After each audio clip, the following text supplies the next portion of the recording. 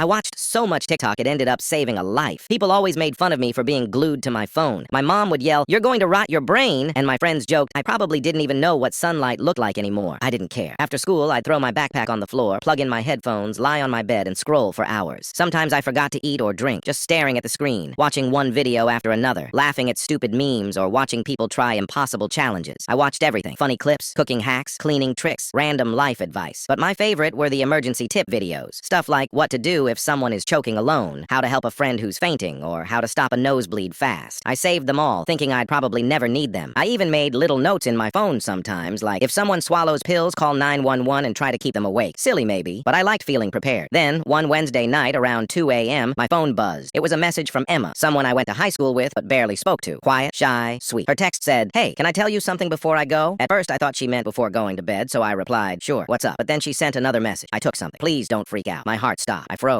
I asked her what she meant. She said she swallowed a bunch of pills and just wanted someone to talk to before she did anything else. I tried calling her, but she didn't pick up. I begged her to tell me where she was. She said she was home, but refused to give her address. I felt useless, panicked. I didn't know her parents well. Then I remembered a TikTok I saved months ago. One about how to find someone's location through Snapchat if they'd ever shared it. I opened Snap Maps holding my breath, and there she was. Her Bitmoji was sitting on a street about 10 minutes away. I called 911 and gave them the address. The dispatcher said someone was on the way, but I couldn't just wait. My hands were shaking as I drove. Every red light felt like hours. I kept texting her, trying to keep her awake. I said things like, "I'm coming. Don't hang up. You're not alone." I told her small things to distract her. I asked if she remembered our old school cafeteria, what her favorite lunch was. Anything to keep her talking. When I turned the corner, I saw flashing lights, police cars, and an ambulance in front of a small blue house. My stomach dropped. I ran up to the yard. One of the officers stopped me, asking who I was. I told him I was the one who called. He nodded and said, "You got here just in time." They were carrying her out on a stretcher. Her face was pale, almost blue, lips slightly cracked. Her mom stood on the porch, crying, hands over her face. I just stood there, frozen, realizing how close she'd been to dying. I couldn't believe this was real. My chest felt tight. My hands were still shaking, and I wanted to scream, but I didn't. I just stayed there, hoping she'd be okay. Later, she texted me from the hospital. She didn't remember much, but she remembered me saying, "I'm coming to get you." She told me that's what kept her from hanging up and doing something worse. She said the hate online had gotten unbearable. People made fun of her videos, her voice, even her looks. She felt like the world didn't care about her at all. I didn't know what to say. I told her the truth, that her videos weren't dumb, she was kind, and that people can be cruel when they're miserable. She replied with just one line, "Thank you for finding me." That night, I scrolled through my saved TikToks. I found the video that helped me, the one about finding someone on Snap Maps. I had saved it months ago, completely at random. If I hadn't, I wouldn't have known where to find her. I thought about all those hours I'd spent scrolling, laughing at silly memes or watching random clips. None of it seemed wasted now. People still tease me for being on my phone all the time. My mom still rolls her eyes when she sees me scrolling. But now, whenever someone says I'm too online, I just smile. Because if I hadn't been, someone I barely knew wouldn't still be alive today. And all it took was one TikTok.